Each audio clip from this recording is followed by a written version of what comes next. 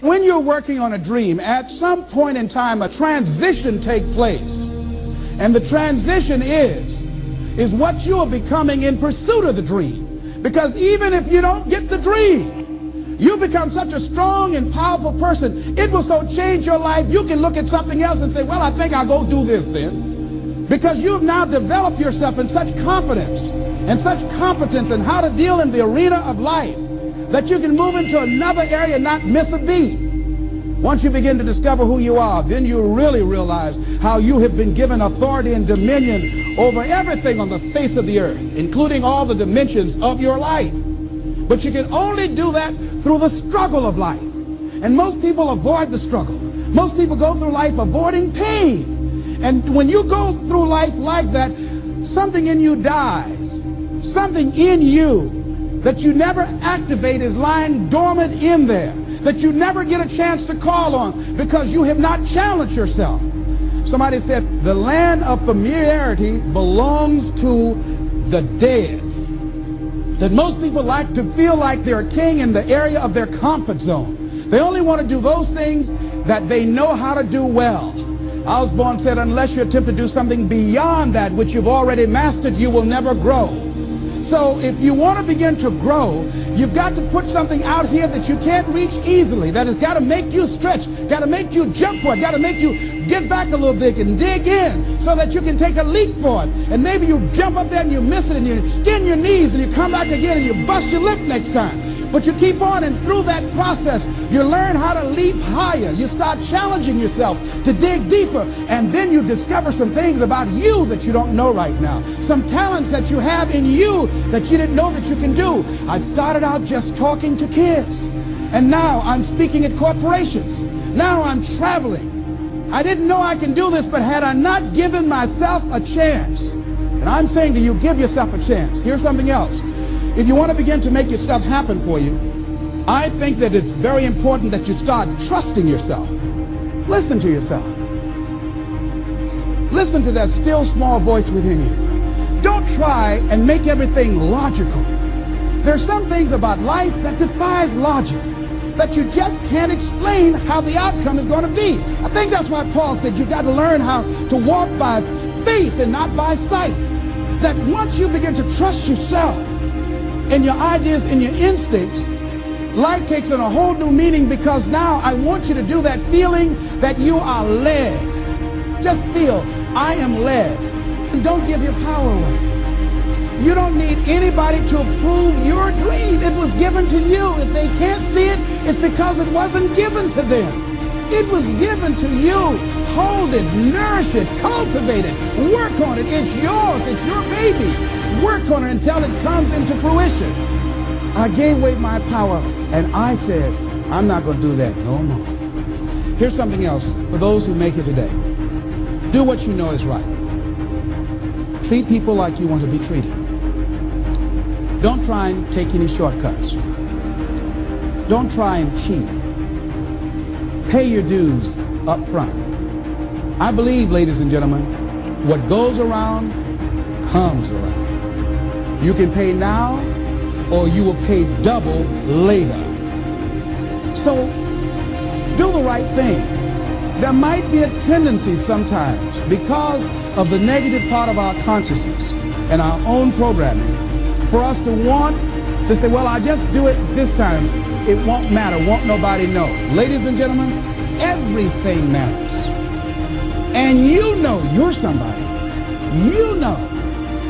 I'd rather lose out on my dream doing the right thing than to cheat trying to make a shortcut to get to my goal. I want to be able to look myself in the mirror. And that's what you want to do. There's no saying, judge a man not by what he does, but by that he doesn't have to do. And to judge the true quality of a man is what do you do when nobody's looking.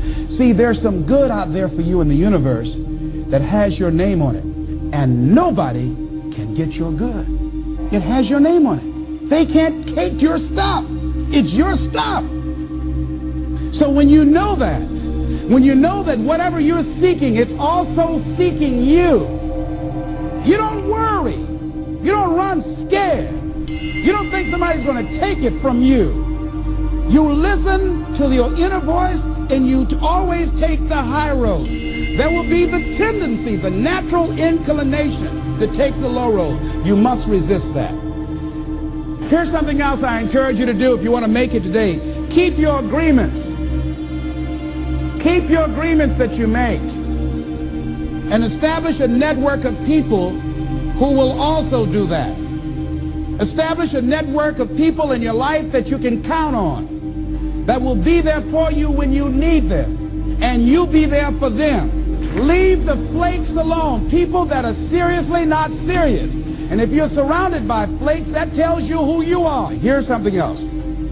3 P's to have in your life. In working on your dream and doing your life work, you must be patient, persistent, and positive no matter what. Be positive no matter what, because when you are negative, ladies and gentlemen, you're sending out negative energy and you're blocking your good. So don't send out any negative energy. Don't take it personal. See, a lot of people have an idea or a dream and they give up on it. No, don't do that. Work your dream until it gets hot. See, most things don't happen as soon as we think they should happen. The messenger of misery might drop in on you and say hello. Murphy's Law might come by and thump you on the head.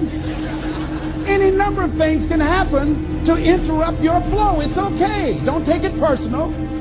Just acknowledge what's going on. It's called life. And keep on working on your dream. Continue to keep on knocking, because this is your life. This is what you love. This is your passion. Step back. Don't judge it. If you judge it, judge not yet, lest ye be judged. Why? Because when you judge it, you invest emotion in it, and that emotion could be anger, and guess what? That hurts you. That doesn't hurt anybody else. So what do you want to take yourself out early for by internalizing things? Shakespeare said, nothing is neither good nor bad, but thinking makes it so. So judge not according to appearances, but right judgment, and feel that everything is going to work out for you, because you're patient, you're persistent, and you're going to be positive no matter what. Don't allow other things or people or circumstances to determine what your reaction is going to be. So don't allow people to determine how you are going to respond to them or circumstances. Learn to look at it. Look at your life right now. If you want to keep on getting what you're getting, keep on doing what you're doing. You've got to be willing to change your ways. Your life is working. If you don't like what you have produced, you're a director, you are the star, you wrote this script. You produced this, whatever it is. If it's a hit, you produced it. If it's a flop, you produced it.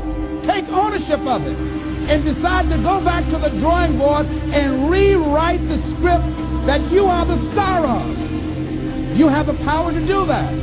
On this day, you can declare that I'm going to change. As you look back on your life, you can decide that I don't like what I produced here, and I want higher ground. I want to begin to experience more love. I want to have more adventure in my life. I want something that gives my life a sense of meaning. I believe, ladies and gentlemen, if we can accept the possibility of that this is the decade of consciousness. That's what I believe that this is. The decade of consciousness, if you please. A time where we can begin to create in folks' minds the idea, the possibility that we can create a more humane society, the possibility that we can create more love, communication, and understanding in relationships, the possibility that we can create a drug-free America, the possibility that we can create the kind of respect for diversity and difference in our multicultural society, the possibility that we can begin to develop the mindset to bring out the best in people, to encourage them to achieve their greatness and support them in their dreams, that if we can, in this decade of consciousness, to begin to see and envision that happening, and that we all can play a role, that we were born for such a time as this, that we showed up for this, that we survived 1 out of 9 million sperms, and we have been chosen for this great work. What an exciting time to be alive.